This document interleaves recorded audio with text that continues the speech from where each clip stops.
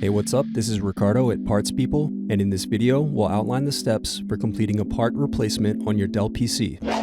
Visit our website and use this coupon for a 5% off discount.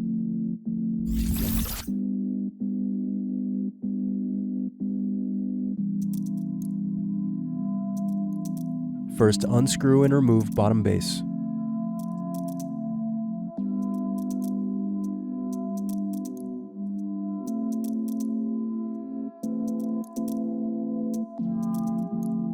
Now unscrew battery.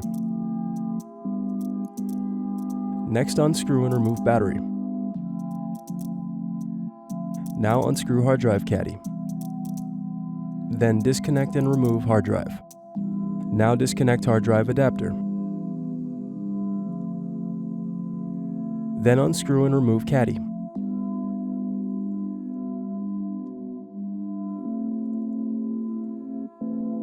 Thanks for watching. Don't forget to like and subscribe if you enjoyed this video.